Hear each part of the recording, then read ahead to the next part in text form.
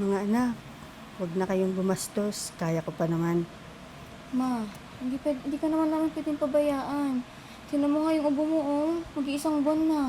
Tsaka kanina hindi ka na nga halos makahinga eh. Alam mo, takot na kami. Kaya ko pa. Ang Kuya Charles mo, tumawag na ba? Ma, walang tawag si kuya eh. Tsaka alam ko, laging busy sa meeting yun eh. Ay sige, huwag niyo nang tawagan ang kuya niyo at may sarili na yung pamilya.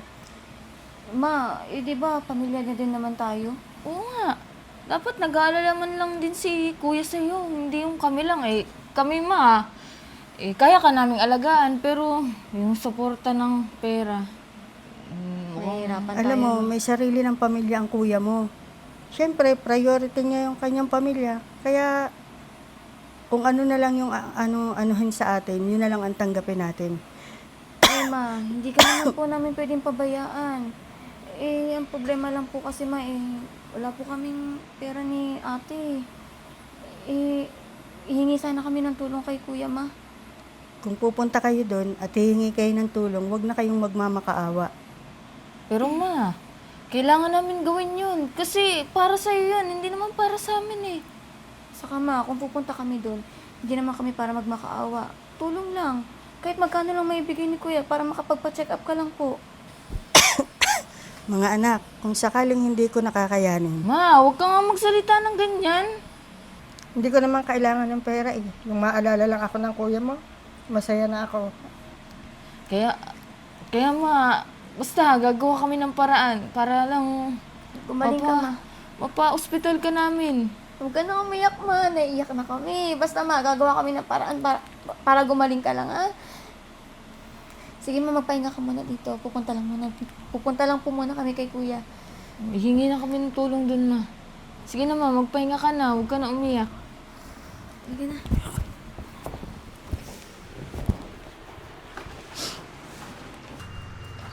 Virgo? Kuya? Kuya Charles! Kuya! Makamakain ako. Hoy, nagawa mo dito. Andiyan ba si kuya? Bakit? Gusto lang namin sanang kausapin si kuya kasi hihingi kasi kami ng tulong kay kuya eh. May sakit kasi si mama. Kailangan kasi namin magpa-check up. Wala kasi kami Bakit wala ba pera, kayong trabaho? Meron naman kaming pinagkakitaan pero kulang eh. May asawa na yung kuya nyo. Nakabuntot pa rin kayo. Tsaka wala dito yung kuya nyo. Nasa trabaho. Out of town. Ate, Next month pang uwi. baka pwedeng kayo na lang po muna magbigay sa amin. Kahit magkano lang ate kasi kailangan Bakit na nyo kayo naobliga? Kapatid ko ba kayo? Ha? Pamilya ko ba kayo? Pwede mo naman po sabihin kay kuya eh kasi kailangan po namin Wala, hindi makontak yung kuya nyo kasi wala signal doon sa, siya, on-site in duty. Hindi nakakontak, tsaka wala akong hawak ngayon dito. Grocery lang meron ako dito. Umuwi na kayo, wala kayong maasahan sa Ate, akin. kahit magkano lang kasi si mama malala na yung sakit niya. Kailangan talaga namin mapa-check up ni. Naaawa Meron na ako dito, coins. Gusto nyo? paano naman magkakasya doon sa Bakit ba ako pinamamroblema nyo? Problema nyo naman yan.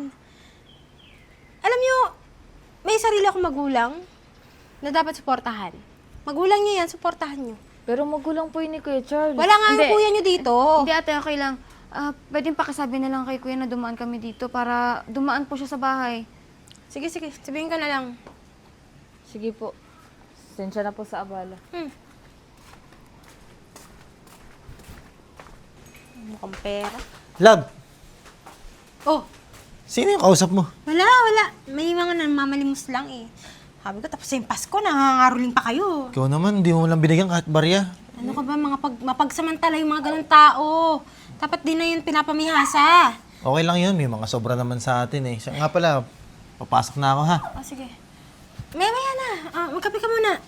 Eh, sa office na magkakape. Hindi, mamaya na. Mamaya na. Oh, sige. Kape ka muna.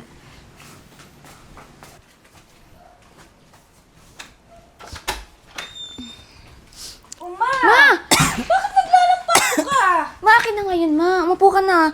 Ano ka ba, ma? Di ba sabi ko sa'yo, kailangan mo magpahinga. Lagi si mama, napaka-pasaway eh. Man, tekas talaga ng ulo mo. Paano ka gagaling yan? Kung naglilinis ka dito sa bahay, di ba sabi namin sa'yo magpahinga ka para gumaling ka?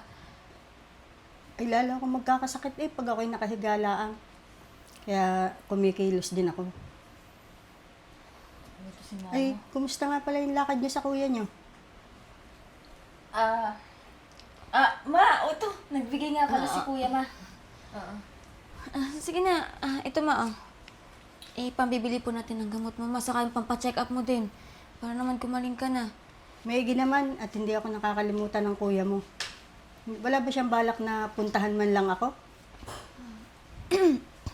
Ma, sa totoo nga lang po niyan, gusto na kayong puntahan ni kuya. Kaso, busy lang po kasi sa trabaho si kuya. Oo, ma. Bibisita naman daw yun, ma, pagka hindi na siya busy. Opo. Sinabi pa nga niya, ma, na huwag daw po kayong, magpagod. Tapos, kailangan magpagaling daw po kayo, sabi ni kuya. Di ba, pe? Oo, ma. Siya, bakit hindi na lang tayo ang pumunta sa kuya mo? Ay, ma, Wag na lang, ma. Kasi papagod ka lang pag pumunta ka kay oo, ma. kuya. Lalo na malayo yung bahay ni kuya, ma. Unahin na lang natin yung check-up ni mama para marisatahan na ng gamot. Mabuti pa, ma. Tara na. Magpapacheck up na po tayo. Halika na, ma.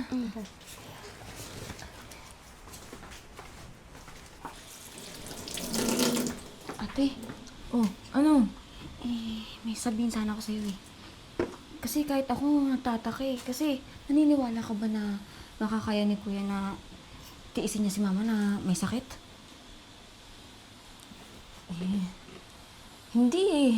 Kasi, di ba, hindi naman tayo pinabayaan ni kuya. Tsaka, di ba dati lagi tayong binibigyan ng pera ni kuya? Ayun na nga eh. Pakiramdam ko dun, yung babae may problema. Paano kung yung babae yung umawak ng pera ni kuya?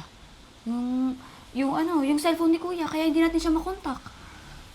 Siguro, kasi dati naman pag tumatawag si tayo or si kuya, sinasagot agad ni kuya.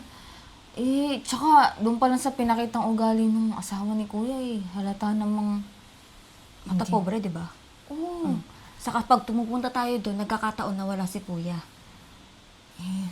Hanggang sa nabenta na nga natin yung cellphone. Paano pa yan natin makukontak si kuya? Kamaingay, baka mamaya marinig ka ni mama. Ayun na nga kung pwede lang puntahan araw-araw si kuya para mataunan natin na nandun talaga siya. Pwede naman. O, timingan natin na padating yung sasakyan ni kuya. O para makausap natin si kuya, di ba? Para siya yung mismo makausap natin, hindi yung asawa niya. Baka pinagdadamutan tayo ng pera ng babae na yun Anong pinagdadamutan? Talagang madamot talaga. Tara, puntahan natin ulit si kuya doon sa bahay niya. Ano ka ba? Ayan ka na naman. Nagdidesisyon ka. Alam mo, wala kasama si mama Saglit lang naman tayo. Tara na. Sige, tara na. Magbibis pa ba tayo? Hindi na. Sige. Ate? Ate, dumiretso na kami kasi nakabukas yung gate mo may pasalubong pala kami ate pandesal. Kumakain yan. Bakit kayo nandito na naman? Ate, kakapalan na namin yung mukha namin Kasi walang-wala na kaming mahiraman ng pera baka pwedeng meron muna kami sa'yo. Tsaka nandiyan ba si kuya? Gusto pa Wala. namin Wala yung kuya nyo. Hindi pa nga umuwi. Sabi ko sa inyo, di ba, next month pa uwi yun. Pero tinawagan ko siya. Sabi niya, wala daw siya may bibigay. Malalaki na daw kayo, magtrabaho daw kayo. Ate, kahit magkano na lang. Sige na ate kasi wala na kami ibang mahihiraman Naku, wala kasi nagbayad ako ng kuryente tsaka tubig. So, wala akong pera dito. Ate, Hindi rin ako iniwan ng kuya niyo ng pera. Baka naman may savings pa kayo nakatago dyan. Ate ba naman saving? Talagang kinakapalan yung kayo mukha niya, no? Pati savings talaga? Kakapalan talaga namin yung mukha namin kasi para sa mama namin. Ay, wala. May sakit. Wala. Kasi ate, si mama naawan na kami sa Maghanap kayo na iba kamag-anak ng mga utangan, wala akong pera. Tsaka huwag na kang bumalik-balik. Wala kang mita sa akin kahit kuya niyo, ayaw mo pera sa inyo. Sure ka ba, ate? Kasi Sure ako, ba't ako magsisinungaling? binibigyan naman kasi kami ni kuya dati. Dati yun. May asawa na siya. Ako na yung priority niya. pero ate, di ba wala naman kayong anak? Siyempre, Pati ba naman yung pag-anak namin, pakikialaman nyo. Masyado kayong pakialamera eh. Kaya kayo ayaw suportahan na ng kuya nyo eh. Tignan nyo, nalaki nyo na. Wala kayong ipon? Ate, Yung mga maliit. trabaho kayo, wala kayong ipon? Hindi naman ganun kalaki yung hinihiram namin kahit maliit lang. Pwede ba umalis na kayo kung hindi, irereklamo kayo ng trespassing? Kulit nyo eh. Eh kasi ate, kung may Sige, pera lang. tatawagan ko na lang yung security. Ito, Ayaw halika umalis na. eh. Wala rin naman tayo mapapatid. Ay, wait lang, yung tinapay. Ama, nga pala, based dito sa result ng check-up mo, malaking gastusan eh. Kasi, mayroon kang diabetes. May maintenance ka pa sa gamot, ma. Malaki yung kakailanganan natin pera mo eh. Tawagan mo ang Kuya Charles mo. Sa totoo lang yan, ma. Hindi na namin matatawagan si kuya eh. Bakit? Kasi ma, nagsinungaling kasi kami sa iyo eh. Sabi namin, nagbigay si kuya. Pero ang totoo niyan, pinenta namin yung cellphone para may pang-check up ka. Tsaka mambili ng mga gamot mo. Pasensya ka naman. Nagsinungaling kami sa'yo na galing kay kuya yung pera. Ibig sabihin, hindi na ako naaalala ng Kuya Charles mo. Pinabayaan na talaga niya ako. Hindi naman sigurado yun, ma. May tao. Wait lang. Buksan mo nga muna. No, huwag ka na mag-isip. Kuya? Kuya? Oh. Para kayo nakakita ng multo ah. Oh. Mabuti naman, Charles. Naisipan mo pa akong dalawin. Mabuti, inabot mo pa ako na ganito. Teka lang ma. Parang namumutla ka tsaka parang may tampo ka sa akin. Ay, ako nga dapat magtampo sa inyo eh. Hindi nyo man lang ako binibisita. Kuya, napunta kami sa bahay mo. Madalas nga pumunta kami dun eh, para humingi ng tulong. Kaya Hindi lang- mo ba alam? Wala ba sinabi sa'yo si Ate Virgo? Anong madalas kayo pumunta? Kuya, nahingi kami ng tulong sa inyo. Kinukontak ka namin, pero hindi ka namin makontak eh. Hindi namin alam bakit hindi nagsisend yung mga message namin, yung tawag namin. Wala, kaya pumunta kami dun. Pero pag napunta kami sa inyo, si Ate Virgo lang yung naandun eh. Tapos humingi kami ng tulong ni Pe, pero hindi kami binibigyan ng... May sakit si mama? Oo kuya, kaya pumupunta kami dun para humingi ng tulong. Naibenta na nga lang namin yung cellphone namin, kuya, para pampacheck up ni mama. Ma. Sorry. Hindi ko to alam.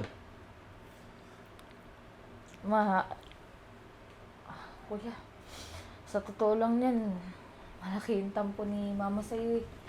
Kasi nung unang punta namin dun para humingi ng tulong, yun na yung naisip namin paraan na ibenta yung cellphone para may pampacheck up si mama. Pero sinabi namin kay mama na bigay mo yun kasi naalala ka ni mama eh. Nanghimiss ka na kasi niya. Ma, sorry ha. Busy kasi ako sa trabaho eh. Totoo lang, kung alam ko lang, hindi naman kita papabayaan eh. Alam nyo, at alam mo na, kung di naman dahil sa'yo, hindi ko mararating kung nasan ako ngayon eh. Ma, huwag kang magtampo sa akin. Wala akong alam dito. Pero huwag kayo mag-alala. Ma, sumama kayo sa akin. Doon kayo sa bahay, papagamot ko si mama. Kuya, ayaw namin doon, kuya. Natatakot kami sa asawa mo eh. Baka mamaya saktan niya pa si mama. Huwag kayo mag-alala. Akong bahala sa inyo. Tsaka ma, ano umiyak? Akong bahala sa'yo. Kung paano mo ko nilagaan, naalagaan kita. Kung sana sumama yung loob mo. Tsaka, gagawin ko lahat para gumaling ka. Palakas ka lang ha. Pe, tsaka, ano yung gamit ni mama? Sige kuya. Sige, kuya. Umiyak. Ay, dumating na yung mga gold kong order. Ang ganda. Pasok kayo. Wala, nandiyan ka na pala. Mapo kayo. Bakit? Dito tayo, ma. Ano ginagawa ng pamilya mo dito? Alam mo, simula ngayon dito sila titira. Ha? Bakit? Wala ba kayong bahay? Wala ba silang bahay? Hanggang kailan mo ako niloloko? Ha? Niloloko? Ano sinasabi mo? Ba't naman kita lolokohin, ha? Tatanong lang kung bakit sila dito titira eh. Buong akala ko nakalimutan ako ng pamilya ko. Ilang beses pala silang pumunta dito para humingin tulong sa akin. May sakit si mama Eh bakit ba kasi kailangan mo silang suportahan? May asawa ka na eh. So lahat ng dalang kinikita mo sa akin napupunta, hindi sa pamilya mo. Mama ko yan. Narinig mo yung sinasabi mo? Bakit ba hindi niyo bitawan yung kuya niyo, yung anak niyo? May asawa na siya, dapat lahat ng kinikita niya sa akin lang. Teka lang. Ba't padaling sa pamilya mo? Nagdamot ba ako? Ha? Isang sabi mo lang sa akin, nagbibigay ako Natural, asawa mo ko. Oh, exactly! Asawa mo ako at nanay ko yan. Ba't kailangan pagdamutan? Alam mo, kung di mo kaya pakasamahan yung mga pamilya ko, umuwi ka muna sa probinsya nyo. Ano? Bakit? Patitirahan mo sila dito, tapos palalayasin mo ako sa sarili nating bahay? Hindi mo ako narinig. Ang sinabi ko, pag di mo kaya pakisamahan yung pamilya ko, Hindi ko talaga kaya! so umuwi ka sa inyo. Wala tayong dapat pag-usapan. Hindi pa tayo tapos.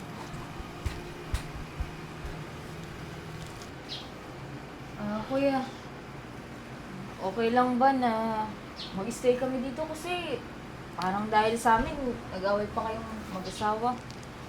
Alam mo, Tia, totoo lang yan. Mahirap sa akin, pero mas mahirap kung papabayaan ko kayo. Hindi ko naman gusto na ganun yung inasal ng asawa ko eh. Sa tingin nyo ba, matitiis ko kayo? Hindi naman, di ba? Lalo na may sakit si mama. Hindi ko kayo pwedeng pabayaan. Alam nyo, ako na humingi pasensya sa inyo. Sigurado naman ako marirealize niya rin yung pagkakamali niya. Huwag niyong isipin yun. Ang mahalaga, gumaling si mama. Salamat, kuya.